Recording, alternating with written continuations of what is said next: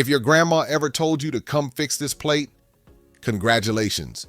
You survived the most powerful culinary force in African American history.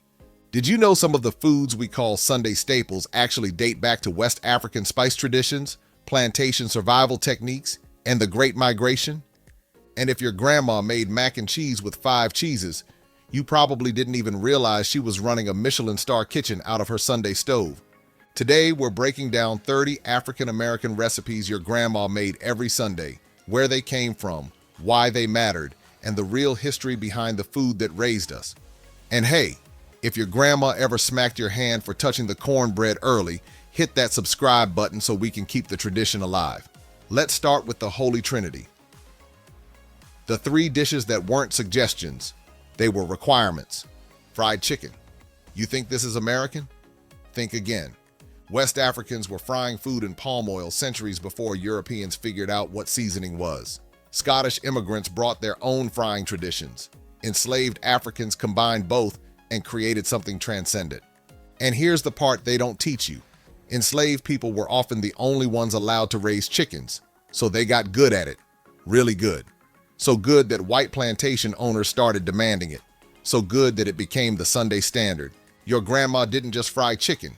She continued a tradition of culinary excellence born from restriction, perfected through necessity, celebrated as resistance. Now, collard greens. Collards came from the Mediterranean. But what enslaved Africans did with them, that was pure innovation. They took the parts of the pig nobody else wanted, neck bones, ham hocks, smoked turkey, and created pot liquor so flavorful it became its own dish. You ever soak cornbread in pot liquor? That's alchemy. That's turning nothing into everything. And cornbread? Cornbread is what happens when Native American corn cultivation meets African cooking techniques meets Southern necessity. No sugar. We don't do that here. That's cake. This is cornbread, savory, sturdy, built to soak up greens and hold a Sunday plate together. These 3 dishes, they weren't optional. They were the foundation. Everything else was built on top. Now let's talk about the church fellowship hall, because if Sunday dinner was power, the church potluck was where that power got organized.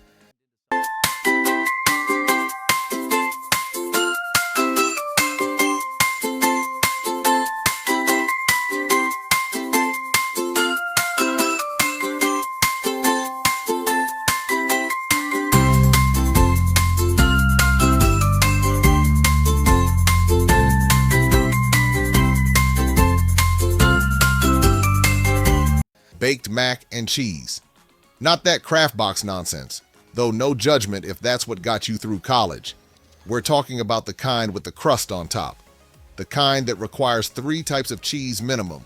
Sharp cheddar for bite, mild cheddar for creaminess, Monterey Jack for stretch. Some folks add Velveeta, controversial but effective. You know what makes it extra creamy? Eggs and evaporated milk. Your grandma was using the Maillard reaction before Food Network existed. She was creating golden, bubbling perfection while chemists were still trying to explain why it works. Candied yams. Sweet potatoes. Because yes, there's a difference. Covered in butter, brown sugar, marshmallows if your family did that. Cinnamon, nutmeg, sometimes a little orange. This dish is West African ingredients meeting American abundance. Sweet potatoes came from the Americas but became central to West African cuisine. When enslaved Africans arrived, they recognized them immediately. Your grandma made them sweet because she could, because sugar meant prosperity, because making something delicious from simple ingredients was its own form of freedom. And now, potato salad. Let's establish the rules. Mayo, mustard, eggs, celery, onions, paprika, sweet relish if your family does that. You know what's not in potato salad? Raisins, apples, Greek yogurt instead of mayo. That's not potato salad. That's culinary violence. But here's what's real. Potato salad became a Black American staple because it was cheap, filling, and traveled well. Church picnics, family reunions, 4th of July. It showed up because it was reliable. And every family guards their recipe like state secrets. Because in Black culture, food isn't just food, it's identity. Real quick, if you've eaten at least 5 of these dishes, go ahead and subscribe. Your plate already qualifies you. And comment below, which dish does your family guard like national treasure? We're building a recipe archive here. Now we're getting into the sides that don't get enough credit. The dishes that were never the star but held the whole meal together. Green beans weren't just steamed and salted. They were slow cooked with smoked turkey or ham hocks until they were soft, flavorful, almost falling apart. This is what happens when you have time but not money. You make vegetables taste like they matter. You extract every molecule of flavor from a turkey neck. Butter beans or lima beans, depending on where you're from, cooked down with butter, onions, sometimes bacon. These were cheap, filling, protein-rich when meat was scarce. They were survival food that tasted like you weren't surviving. You were thriving. Black-eyed peas. Hoppin' John on New Year's. You eat them for luck, for prosperity, for good fortune.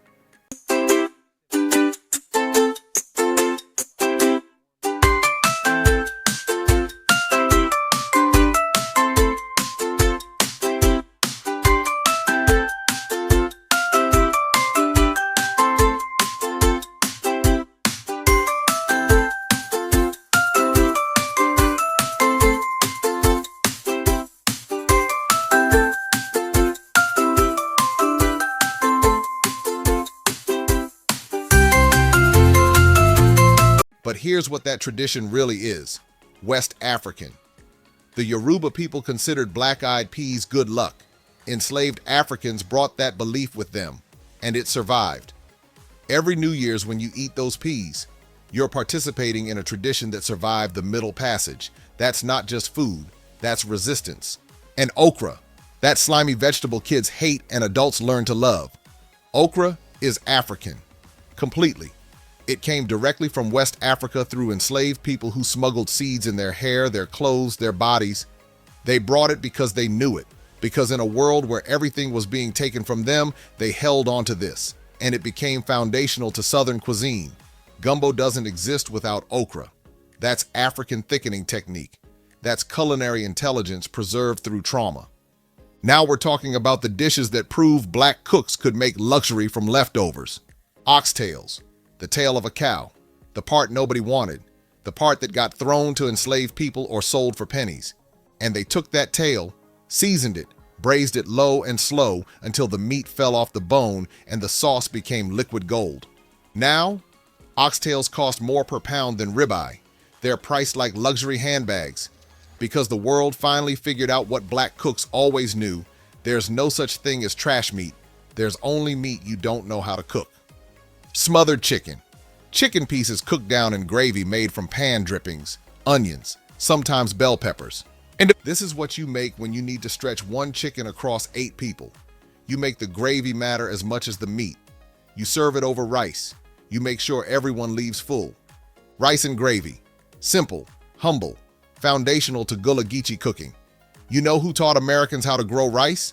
Enslaved Africans from the rice-growing regions of West Africa. They had the expertise. They built the irrigation systems. They created the Carolina rice economy. So when your grandma made rice and gravy, she was continuing a tradition of expertise that literally built the American South's wealth, while the people who built it remained enslaved. And catfish, fried catfish specifically, bottom feeder, muddy fish, the seafood nobody wanted, and black cooks made it legendary.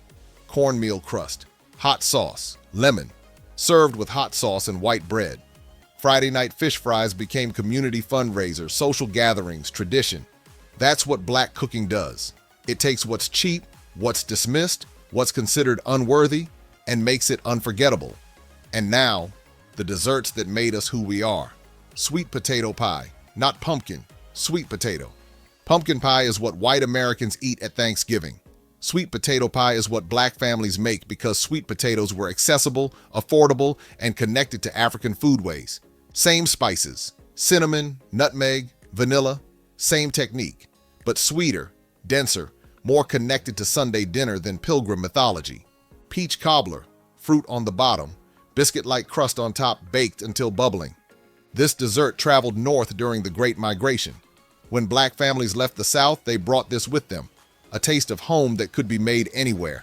Peaches, apples, berries, whatever was available. The technique stayed the same. The comfort stayed the same. Banana pudding, vanilla wafers, sliced bananas, custard, whipped cream or meringue on top. Banana pudding isn't just dessert, it's a love language. It's what church mothers make for every potluck. It's what shows up at every family reunion. And there are rules. Nilla wafers, not off-brand. Real vanilla pudding, though some folks use instant and we don't judge. Fresh bananas, not brown.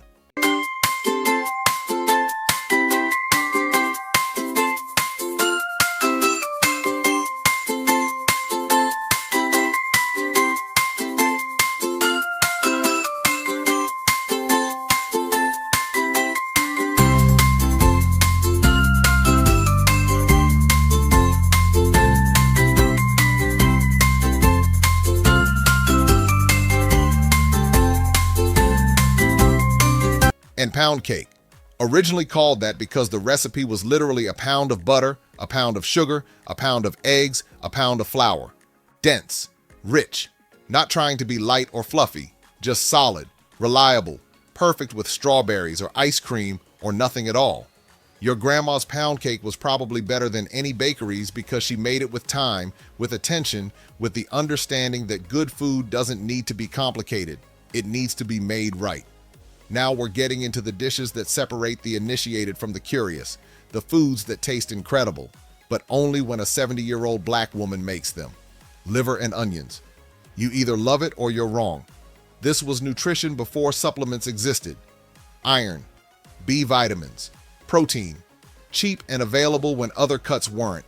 And if your grandma made it right, soaked in milk first, seasoned heavy, cooked with onions until both were tender, it tasted like she loved you enough to keep you alive through whatever came next. Chitlins, chitterlings, pig intestines. Let's be clear. This was survival food. This was taking the absolute last part of the animal and making it edible. This was making do. The cleaning process takes hours. The smell is notorious. But families who still make them do it because it's tradition, because it's a reminder of where we came from, because wasting nothing was how you survived. Gizzards. Chicken organs fried crispy. This is another example of taking what was cheap and making it craveable. Seasoned like fried chicken, fried until crispy outside and tender inside. Some people still don't know what they're eating when they try these. They just know they're good. That's the point. Red beans and rice. Monday's dish because Sunday's ham bone needed to be used. This is economic genius. You cook the beans all day Monday while you're doing laundry, traditionally, using the ham bone from Sunday. Nothing wasted, maximum flavor, minimum cost, and it's complete protein when combined with rice. Your grandma was doing nutritional science before nutritionists existed. And fried okra, for people who claim they hate okra. When you fry it, the slime disappears. What remains is crispy, flavorful, addictive. It's okra's greatest comeback story. If grandma never let you touch the oven, hit like. If she let you stir the greens, you're special. These weren't just Sunday dishes. They were inventions born out of survival, tradition, and pure creativity. From enslaved cooks who created cuisine from scraps, to church potlucks that funded civil rights movements, to viral TikTok recipes teaching new generations, these foods shape Black identity. They tell the story of where we've been and where we're going. They're West African techniques meeting American ingredients. Their survival becoming celebration. Their restriction becoming excellence. Your grandma wasn't just cooking. She was preserving. She was teaching. She was making sure you knew where you came from, even if she never said it out loud. Every pot of greens, every piece of fried chicken, every slice of sweet potato pie, that was history you could taste. That was love you could eat. And if you're watching this and you don't know how to make these dishes yet, learn, ask, record the recipes before they disappear. Because when you erase a people's food, you erase their culture. And that's exactly why we're here, to make sure that never happens. Drop a comment with the one dish your grandma made that instantly takes you back. The smell, the taste, the memory. And subscribe so we can keep preserving these stories, plate by plate, recipe by recipe, memory by memory. Because this food, this is us, this is our history, this is our future,